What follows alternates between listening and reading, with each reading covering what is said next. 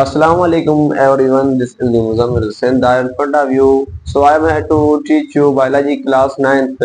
I am शुरू करने वाले हैं biology class 9th का chapter number 2 solving a biological problem. ठीक है, इसमें हम पढ़ेंगे कि biological problem क्या है. A problem which is caused by living organisms. जो भी problem हो वो उसका cause कौन सा हो, living organism उसका cause हो. जो मलेरिया है वो एक disease, the greatest killer for human. ये खतरनाक डिजीज है ह्यूमन के लिए. इस डिजीज में ह्यूमन डाई भी हो सकते हैं. ठीक है, जो मलेरिया है डिजीज है, क्या है भाई? डिजीज है मलेरिया. स्प्रेड तो फीमेल एनाफिलस मॉस्किटो. मलेरिया जो है स्प्रेड होती है एनाफिलस मॉस्किटो के जरिए. ठीक है, previously the cause of malaria was unknown and unfound.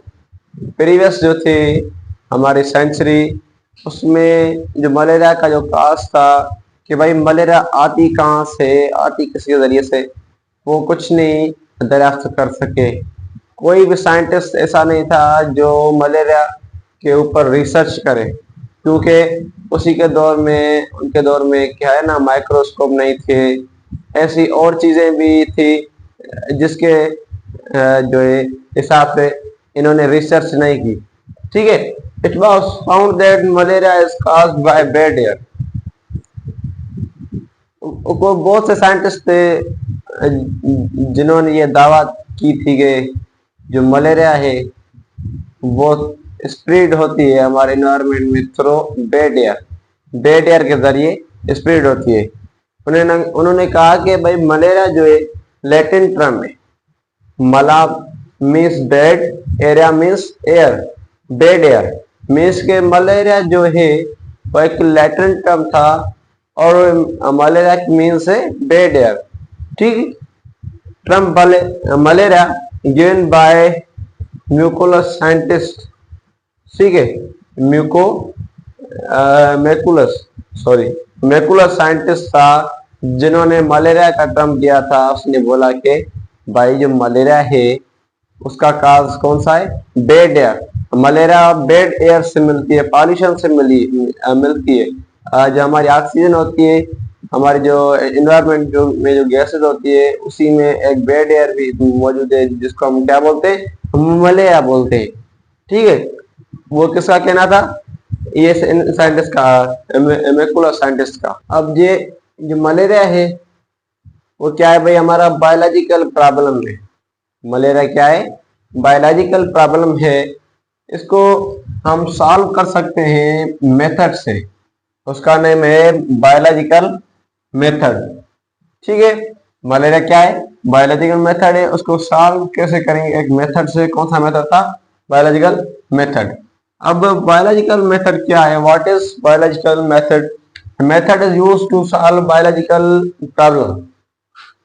ये जो बायोलॉजिकल प्रॉब्लम है, मीन्स के ये जो मलेरिया है वो उसका हम हल कैसे निकाल सकते हैं?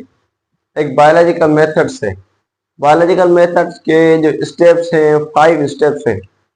5 स्टेप्स. ये जो बायोलॉजिकल मेथड यूज किया था एक लेवरेन साइंटिस्ट था, एक बहुत जहीन साइंटिस्ट था, बहुत क्लेवर साइंटिस्ट था, जिन्होंने बताया कि भाई आप ऐसे वैसे गैस मत लगाओ कि भाई कौन बोल रहा है मलेरिया वहां से आई, मलेरिया वहां से आई, मलेरिया बैड एयर से आई, ऐसे तो नहीं बोलो.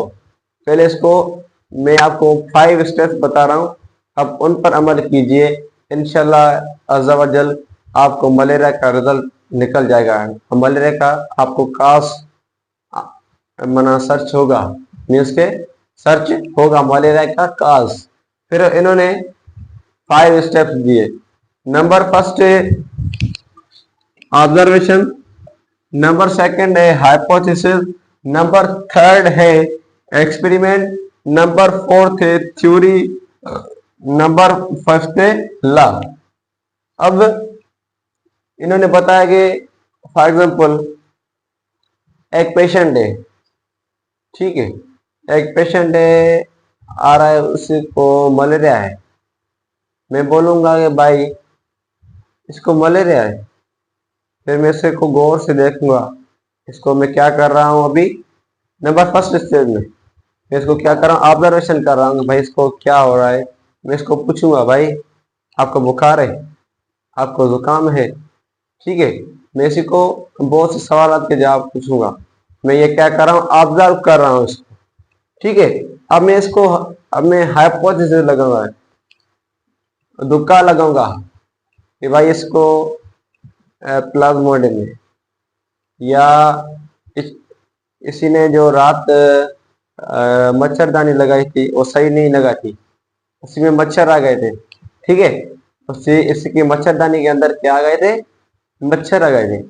इसीलिए मैं अपने हाइपोथेसिस को क्लियर करने के लिए एक्सपेरिमेंट करूंगा, ठीक है। कैसे, उसकी जो ब्लड है वो निकालूंगा, ब्लड निकाल के क्या करूंगा, माइक्रोस्कोप के नीचे पुट करूंगा, ठीक है, अंडर द माइक्रोस्कोप। जब मैं माइक्रोस्कोप में उसकी ब्लड पुट की, और एक मैं ब्लड सैंपल लूंगा एक हेल्दी पीपल का, जो हेल्दी हो, ठीक है, उसी का भी लूंगा, और जिसको मलेरिया है उसका भी लूंगा ब्लड सैंपल। क्या करूंगा, स्टेप बाय स्टेप उस दोनों सैंपल्स को मैं चेक करूंगा अंडर द माइक्रोस्कोप। जब मैंने पहले मैं हेल्दी पीपल के ब्लड सैंपल को चेक किया तो देखा उसकी जो ब्लड है वो एकदम क्लियर है। स्टेप बाय स्टेप जब मैंने सेकंड राउंड में जो है वो हमारा मलेरिया वाला पेशेंट को मैं उसकी जो ब्लड सैंपल है उसको चेक करूंगा। मैं देखूंगा कि उसी की ब्लड सैंपल्स में एक छोटे छोटे मीन्स के क्या बोले, उसी में दानेदार कुछ चीज है, ठीक है, दानेदार ऐसे है। फॉर एग्जांपल ये ड्रॉप है, ये ब्लड का ड्रॉप है।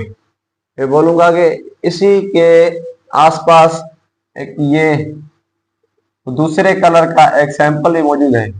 मैं क्या बोलूंगा कि भाई पहले जब मैंने हेल्दी पीपल को चेक किया, उसी की जो ब्लड थी ऐसे थी, एग्जांपल ये उसकी ब्लड है, उसी की ब्लड के नीचे आसपास कुछ भी नहीं था। जब मैं ये वाली जो है इस पेशेंट की जब मैंने ब्लड सैंपल चेक की तो इसी के आसपास ये दान क्यों है। फिर मैं इसी को बोलूंगा कि भाई ये क्या है, ये प्लाज्मोडियम। सर अभी मैं क्या कर रहा हूँ कि भाई ये इसकी जो ब्लड में प्लाज्मोडियम है, ये मैं क्या कर रहा हूँ, थ्योरी बोल रहा हूँ, अपने एक्सपेरिमेंट को कंफर्म करने के लिए थ्योरी निकाल रहा हूँ कि भाई ये जो पेशेंट है उसी की ब्लड में क्या है, प्लाज्मोडियम है, ठीक है। अब ये मैं थ्योरी किसी साइंटिस्ट को बताऊंगा कि भाई ये आप जो रिसर्च नहीं कर रहे थे ना, मैं इन 5 स्टेप्स को फॉलो किए हुए मैं एक रिसर्च की है कि जो पेशेंट मलेरिया का उसी की ब्लड में क्या है, प्लाज्मोडियम है। एक को दिखाऊंगा, दूसरे को दिखाऊंगा, तीसरे को दिखाऊंगा, वो कहेंगे भाई ये तो अच्छी बात है, हाँ ये कंफर्म हो गया मेरे। फिर ये जो थ्योरी है कन्वर्ट होगी लॉ में। जब वो लॉ होगा, लॉ है ऐसी चीजें जिसको हम रद्द नहीं कर सकते, ठीक है। मेरा वो लॉ बन गया कि भाई इसका जो काज क्या है, प्लाज्मोडियम, और प्लाज्मोडियम का काज क्या है, मॉस्किटो, ठीक है। मैं इसका स्ट्रक्चर बना रहा हूं कि जो मलेरिया है, मलेरिया का काज क्या है, प्लाज्मोडियम।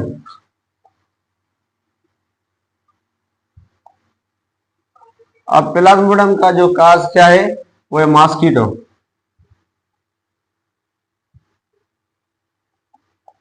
क्या भाई, मॉस्किटो है उसका काज है।